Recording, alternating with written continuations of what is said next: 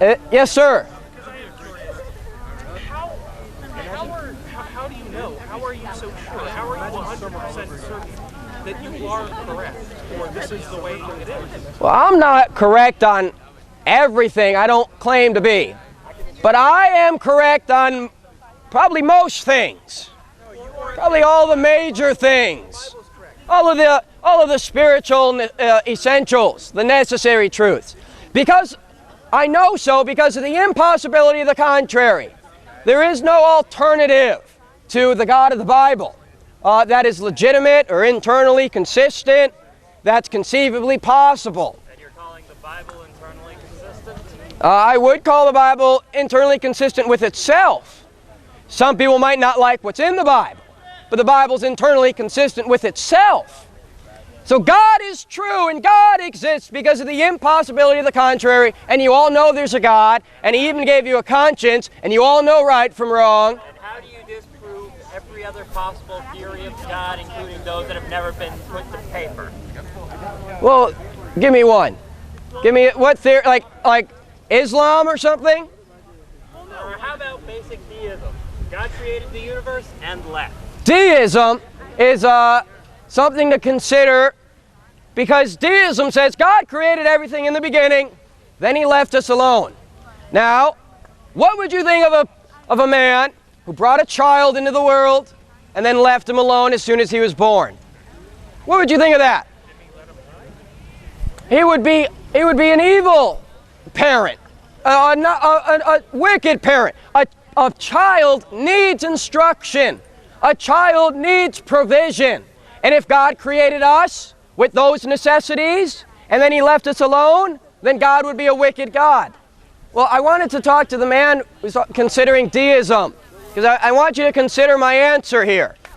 I mean, we have necessities. We need to be instructed. We're not all-knowing. We need God's provision. We cannot sustain the universe ourselves. So, if God created us with these necessities and then left us alone, He's like a parent that abandons the child. So if deism is true, God is a bad God. But let me ask you this, if God is all-knowing, what motive would He have for leaving us alone? If He knows we need Him, but He leaves us alone, He must have a motive for doing that. But since God is all-knowing, He can't possibly have a motive for that. God knows that there's no benefit in that. God knows there's nothing good that would come from that. So God, an infinite God, eternal God, an all-knowing God, would have no motive to be a deistic God. He would see the benefit and the necessity of being the God of theism. That God is intricately involved in the universe. Why would God create the universe if He didn't care about it? And if God cares about it, why would He leave it alone? So God created the universe and God cares about it and God sees that it does what He wants it to do. He'll make all the necessary influences. He'll make all the necessary provisions because He created it and He cares about it, and that's why deism is wrong. God would have no reason to be such a wicked God. God would have no motive for creating anything unless He cared about it and meant to maintain it. Yes, sir. Thank you. I mean, that was an interesting segue, but you still didn't answer my question. I'm still confused. I'm not questioning. Yeah. Specifically, I'm just saying I'm still confused.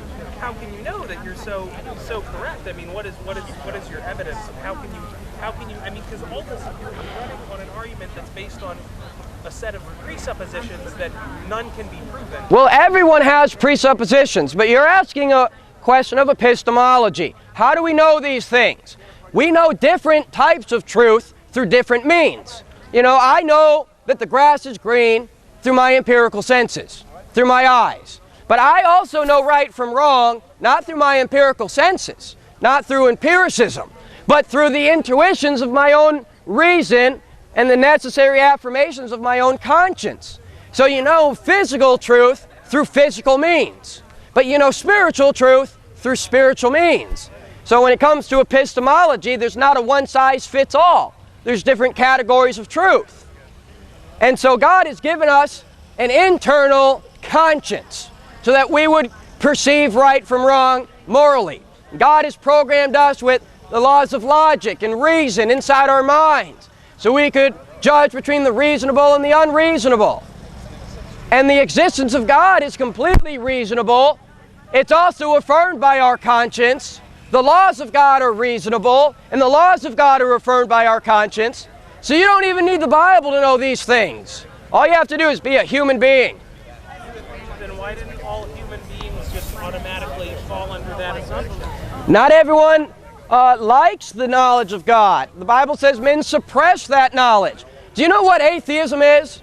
It's a crutch for the morally depraved. Because if you want to live your own life, then you don't want to think about retribution. If you want to be the man in charge for your own life, you don't want to think about Judgment Day. You don't want to think about hell. So atheism is a crutch for the morally depraved. Because it's convenient. Don't get me wrong, but I mean, you seem to be a wonderful salesperson, but judgment is more of a managerial call. You know, you don't seem like a manager to me. You just seem like a door-to-door salesman. I'm here to tell you the truth of God. God's the one qualified to rule your life. You're not qualified. I'm not qualified. God is qualified to rule your life. You are telling me who is qualified, so by default, technically, you're telling me that you are qualified, even though you're saying you're not. I'm qualified to tell you that God's qualified. Yeah.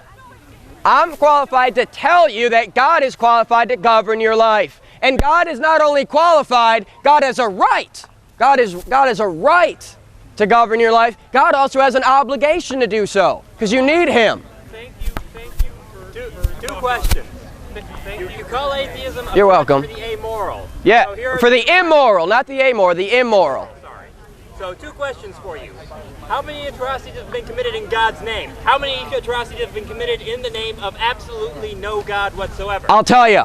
Okay, if you want to blame religion for wars, people blame the Crusades, and, well, pretty much just for the Crusades. But if you want to blame atheism, people, the Soviet Union, Vietnam War. No, thank you. Of course, communist China. One for the troops, you couldn't be out here speaking. I mean, the Soviet Union, all sorts of communism, Vietnam War, and all these things are based upon the presupposition that there is no God. And humanistic, socialistic communism. With atheists. Well, no, actually, the Soviet Union required that there was no God. They would not tolerate churches and religion. They would not tolerate the concept of a superior being, a supreme ruler. How about evolution? How many wars has evolution caused? None. World War II. No. The Nazis were all evolutionists. You know what I have a problem with? Darwin Christians? was a racist. Anti-Semitism that has killed millions of Jews, millions over history, and they will not recognize that it is their own doing and that Hitler just copied what he learned from Christianity. Pogroms. No, you know what I'm tired of? I'm tired of sinners who don't do their homework about Hitler. Number one, Hitler believed. scientist, I think I know a lot more. Did about Hitler believe in the Aryan race? Well, yes. Can there be an Aryan race without evolution? Is there a difference between social evolution and Darwinistic evolution? I think you need to do your homework. The Aryan race was completely and totally Darwinian evolution. Darwin himself was a racist.